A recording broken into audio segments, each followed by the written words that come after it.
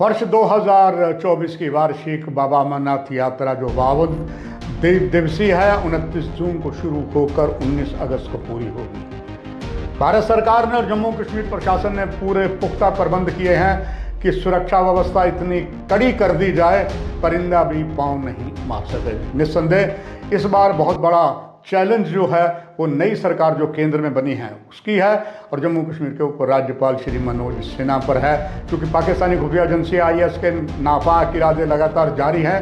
अब उन्होंने एक नया टर्म दिया है, उन्होंने कश्मीर के साथ साथ अब जम्मू डिवीज़न को अपने आतंक का निशाना बनाया है और लगभग जम्मू के सभी डिवीज़न के 10 जिलों पर उन्होंने पांव फैला लिए हैं। खास करके जम्मू डिवीज़न के इस 10 जिलों में जहाँ एक भारत पाक अंतर्राष्ट्रीय सीमा 3 जिलों में है, 2 POJK में है और साथ ही साथ जो बहुत से पहाड़ी क्षेत्र हैं, बहुत से जंगल हैं, उन सभी में आतंकवादी दना रहे हैं। कुछ को मार गिराया गया है, चाहे जिला सांबा की बात हो या किसी और की जगह की बात हो, कठुआ की बात हो।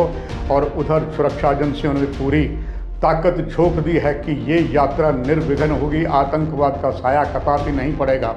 एक तरफ से सीमा सुरक्षा बल, दूसरी तरफ से भारतीय सेना, तीसरी तरफ से जम्मू कश्मीर पुलिस, सभी ने तालमेल किया है। आज स्वयं उपराज्यपाल श्री मनोज सिन्हा ने जम्मू के कन्वोकेशन सेंटर में एक उच्च स्तरीय बैठक की, जिसमें सभी पुलिस के आला अधिकारी थे और प्रशासनिक अधिकारी भी थे, कई और अधिकारी भी थे।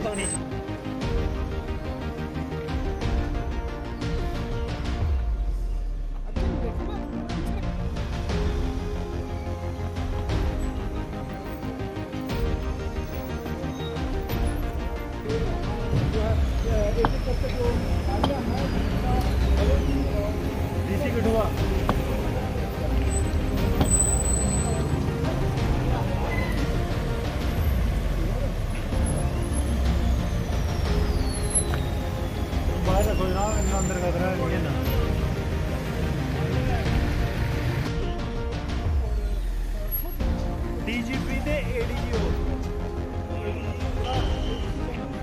नहीं ADG मुनिया होएगा, ये ADG लॉन्ड आउट होएगा।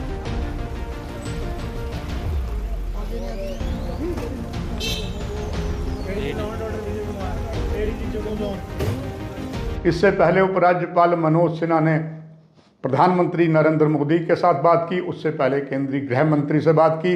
केंद्रीय गृह मंत्री ने भी उच्च स्तरीय बैठक ली। प्रधानमंत्री ने अपने अंतर्राष्ट्रीय योगा दिवस के अवसर पर श्रीनगर में बहुत से ऐसे ऐलान कर दिए हैं जो संकेत देते हैं कि वार्षिक बाबा अमरनाथ की यात्रा के बाद संभवतः जम्मू कश्मीर में चुनाव होंगे। हालांकि इस पर भी कई सवालिया निशान खड़े हुए हैं, मगर इस समय सरकार को सबसे बड़ा चैलेंज अगर है वो है इस यात्रा को सुखमय बनाना। ये यात्रा हमेशा संदेह के घेरे में रही है और आतंकवाद का साया रहा है।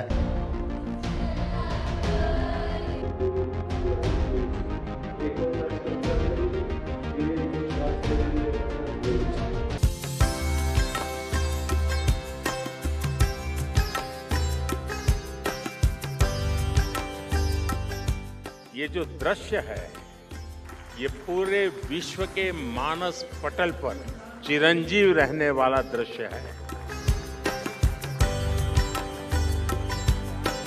मानव जात को लाभ होता है, विश्व के हर कोने में लाभ होता है।